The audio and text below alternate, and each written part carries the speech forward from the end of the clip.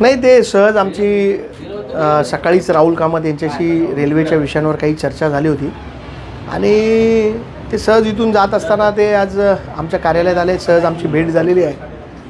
मनोमिलन तर झालेलंच आहे कार्यकर्त्यांचं. आता वरती काय होतं ते आमचे दोन्ही नेते म्हणजे आमचे उद्धवसाहेब ठाकरे आणि राजसाहेब ठाकरे निर्णय घेतील आणि नेत्यांचा निर्णय असतो. आम्ही कार्यकर्ते तर मनाने एकत्रच आहोत आणि लोकांचे जेव्हा विषय असतात, सर्वसामान्य माणसाचे जेव्हा विषय असतात, मराठी माणसाचे जेव्हा विषय असतात, तेव्हा बाकी सगळ्या गोष्टी बाजूला ठेवून एकत्र यायचं असतं. हे महाराष्ट्राची संस्कृती आहे आणि महाराष्ट्राची संस्कृती जपण्याचं काम आम्ही करतो. खरं तर असं आहे की युतीच्या ज्या काही चर्चा चालू आहेत त्याबाबतचा निर्णय सन्माननीय उद्धवसाहेब ठाकरे आणि सन्माननीय राजसाहेब ठाकरे हे दोघं पक्षप्रमुख आहेत, ते घेतील. विषय असा असतो की आम्ही अनेक वर्ष या शहरात राहतो आहे. आपापल्या पक्षाच्या माध्यमातून लोकांच्या समस्या असतील, काही प्रश्न असतील किंवा सणासमारंभाच्या निमित्ताने एकत्र येत जात असतो, रस्त्यामध्ये भेटत असतो.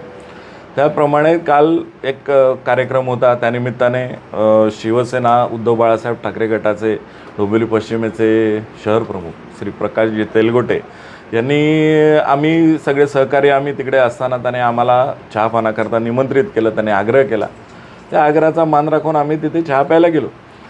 युतीच्या बाबतची चर्चा ही खरं जर सांगायची तर जे दोन पक्षप्रमुख आहेत, जे एकमेकांचे भाऊ आहेत, तेच याबाबतचा अंतिम निर्णय घेतील. ते जो निर्णय घेतील तो आम्हाला मान्य नाही.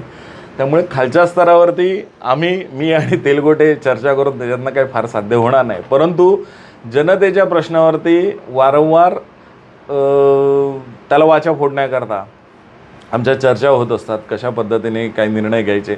अगदी परवाच्या आजसुद्धा सकाळी मला दीपेशजी म्हात्रे जे जिल्हा प्रमुख आहेत त्यांचा मला सकाळी फोन आला. ते की बा रेल्वेच्या संदर्भात जो काही परवा अपघात घडला, रेल्वे प्रवाशांच्या समस्या आहेत किंवा त्याबाबत काही उपाययोजना रेल्वे प्रशासनाला सुचवण्याबाबत आपण एकत्र येऊन एखादा कार्यक्रम करायला पाहिजे. तर त्याबाबत मी त्यांच्याशी बोललो आहे पॉझिटिव्हली की बाबा आमच्याकडनंही आमची तयारी आहे.